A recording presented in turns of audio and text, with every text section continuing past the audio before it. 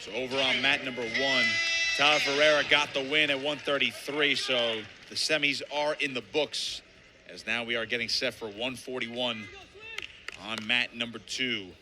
Cornell's Joshua Saunders and the number 3 seed Eligh Rivera of Princeton. Let's meet our competitors on mat number 1, wearing the red from PRIN, Again, just like any other standard NCAA postseason tournament, you got to wait for the semifinals to conclude on both mats before we get going. For drama purposes, of course. Of course. Moving into 141 pounds on our mat 2. The number 2, Saunders, number 3, Rivera. Rivera was on this mat earlier today with a 15-2 win over Dante Frinzi from Harvard, showing a hard performance here in the first round, moving into the second. Again, these 2-3 matchups, always fun to watch, sometimes high scoring, but always really strategic wrestling. Good sprawl by Rivera within the first 30 seconds there. Saunders tried to hit that outside sweep single. Now back to that ear-to-ear tie-up. Hard snap by Saunders.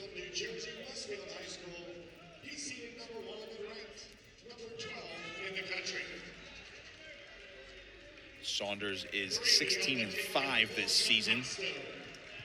He's bounced between 41 and 49 in his career. But was up at 49 last year as a junior for Cornell. Went 9-3 last year. He's got 36 wins to his credit for the Big Red. He's a fifth-year guy. He's able to get that extra year of eligibility since he started his career in 2021. Despite the fact that the Ivy League actually did not wrestle that season. Yeah, a lot of these guys, it's not traditional that the Ivy League gives a fifth year. For our league, there's 4 years of eligibility, and most universities have a strict policy of graduating students within 4 years. If not, you take a semester over the summer or something like that. So really rare these last couple of classes that we've seen people have extra years of eligibility within the Ivy League, which I think is very unique to the Ivy. You can't really have grad students for the most part in your programs, at least at Columbia. As you mentioned, very unique, and it's given Saunders the opportunity to be the full-time starter this year. Nearly a 50% bonus rate for him this year. He's on a 4-match winning streak right now, Saunders is. Slow start to this opening period here. 30 seconds left on the clock. No stall calls awarded anywhere. The action has been in the hand fight, a couple shot attempts. As we see again, front headlock by Rivera, switching to a leg. He might finish it off here. He's around both legs. Can he finish this double? Brings Saunders to a hip. His head's still buried, though. Saunders doing a really good job of keeping his hips engaged, staying arched, covering the head. And they're going to call it a stalemate, and they're going to stand him back up with 10 seconds left in this first period. And that's just a great example of technical wrestling. You know, he was deep in on a shot. He circles around, is looking for a finish. Saunders doesn't panic. He doesn't jump ship. He keeps his hips in control and is able to find a stalemate in that position. And that'll be the end of the first period, 0-0. No riding time and no stall calls either. So Saunders was trying to control center. Rivera, a little bit of a late flurry in that first period. He chooses down. Let's see who scores first here. See if Rivera can get out. A quad pod up, already peeling at the hands. And Rivera cuts away. He scores first. He's up 1-0. He was diving on those front heads, Maya. So let's see if he goes back to that. It seemed to set up his offense late in that first period. Yeah.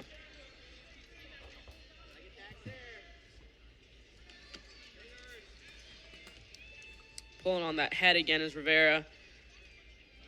Pulls on the head again. Hard pulls here. Saunders doing a good job of meeting that pressure, meeting those pulls with his hips.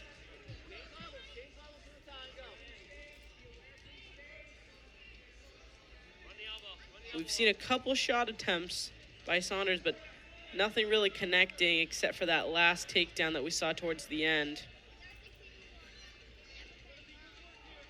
Still in those head-to-head and ear-to-ear tie-ups. Some more snap downs by Rivera. Hard snap downs. We can hear it all the way from over here. He's certainly being the aggressor now as Saunders is just trying to maintain his stance right now. Trying to maintain center of the mat. Hasn't really gotten to his attacks since the early goings of this match. Hard Another snap again and look to chase that angle for a second, but Saunders doing a really good job of staying square and pivoting. Back into it. Saunders looks hard club. Got to imagine another one of these snap downs from Rivera is going to lead to some leg attacks, as he nearly had one in the first period. I agree. That breaking in position causes a lot of angles to open up. We've seen him use it a couple of times and looked for a shot there just for a second, but couldn't clear his hands. Saw Coach Joe Dubuque, Princeton's head coach, on the top corner of your screen out of the corner of our eye. He was giving the official some words, we'll say. Rivera's definitely being active on his feet. Certainly, not going to say begging for a stall call, but yeah, certainly looking for a stall call as now Rivera's been able to push the pace. We head to the third period. It is 1-0. As you see, Coach Dubuque and assistant coach Cody Brewer in the corner. Loaded staff for the Tigers this year. Rebuilt staff with Coach Dubuque at the helm as Saunders is out for one. We're tied at 1 apiece. Riding time's not a factor. This is going to be a close match. A lot of action. Back and forth is Rivera, moving through his fakes and misdirections, trying to find a leg, but still unable to connect. Both of these guys, hard hand fight, have even cut some really good angles in these positions, but nobody's been able to really finish a takedown here. Here's Rivera off a snap down, almost got the go behind. 40 seconds gone in this third and final period. That position's been there a lot in this match. Can Rivera break through, or will Saunders be able to counter? Yeah, pulls on that front headlock again and finds that angle, but just isn't able to move his feet fast enough to get behind.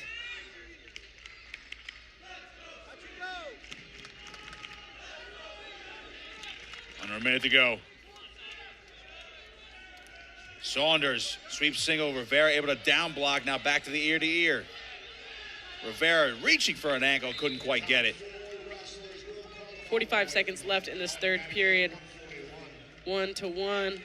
Riding time not a factor. Stall call is not a factor either. Both of these guys looking for a takedown. They've been really active in this hand fight. Rivera pushing the pace, another big snap down. A stall warning on Saunders. It's his first one, but now he's in on a single leg. Rivera sprawling out heavy. 20 seconds, Saunders elevating. Shin whizzer here for Rivera. Now facing him. Rivera is doing a good job of squaring his hips, looking for that far ankle, pulling that toe out from underneath Saunders, taking away his ability to really post off of that or get some elevation. And that is going to be time. Overtime coming here. Sudden victory. Eligh Rivera and Joshua Saunders. A spot in the Ivy League Finals online. Top 4 in this weight class go to NCAAs, but you can clinch one of those top 2 bids with a win here. Here we go.